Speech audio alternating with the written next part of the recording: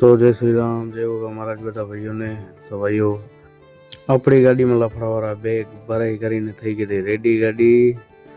એટલે પછી આપણે કરી નાખી ગાડીને પેક, નાખી દીધી તાલપત્રી ઉપર, પછી બાંધી નાખ્યા રસા.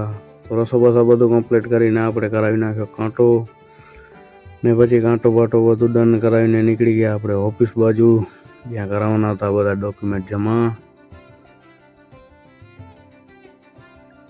ડોક્યુમેન્ટ બધા જમા કરાવીને આવી ગયા હતા ગાડી પાસે ને કાઢી લીધો એમાંથી ટમણો ધોઈ બોઈને ભરી નાખ્યો એમાં પાણી.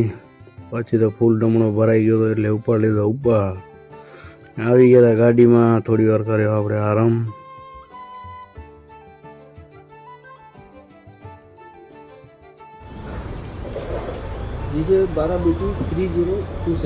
એટલી જ વારમાં આપણે મળી ગયા હતા બધા ડોક્યુમેન્ટ. પછી તો ડોક્યુમેન્ટને લઈને અહીંયાથી હું અને અહીંયાથી અહીંયા આમ કરતાં કરતાં બધા ડોક્યુમેન્ટના કામકાજ કરાયા, બધા ડન. પછી તો ફાઇનલી કંપનીમાંથી આપણે કાઢીને કરી નાખી આઉટ ને આવી ગયા હતા ગાડીમાં. ત્યાં બધો સરખો કરીને રાખી દીધા સરખી જગ્યાએ ડોક્યુમેન્ટ અને પછી મારી દીધો આપણી ગાડીને નીકળી ગયા આપણે ફાઇનલ ગેટ તરફ, જ્યાં કરવાની હતી હજી એકવાર ગાડીને આઉટ. એટલે પહોંચી ગયા હતા ફાઇનલ ગેટ ઉપર, કરાવી નાખી ગાડી આઉટ ને નીકળી ગયા સીધા પરાગપર ચોકડી પર. આવી ગયા હતા હોટલ ઉપર, ત્યાં આપણે મુલાકાત થઈ આપણા ભાઈ કરમસિંહની.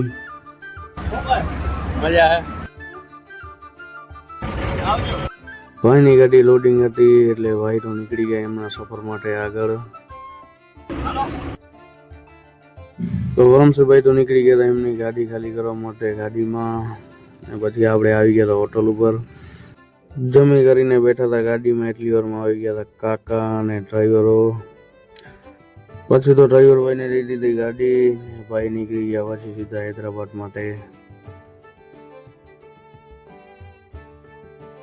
અને આપણે આવી ગયા હતા ઇકોની સીટ ઉપર. કાકા કરતા હતા એમનું કામ, જો કે વાળાઘડી ફોન ચાલુ જ હતા કાકાના, એટલે આપણે ચલાવી લીધી ઇકો ને પહોંચી ગયા આશાભાઈ કાને ને પી લીધી આપણે ચાય.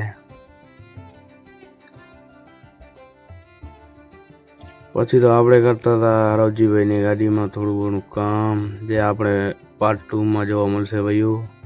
આ વિડીયો બહુ લાંબો થઈ ગયો એટલે પાર્ટ 2 બનાવ્યો છે.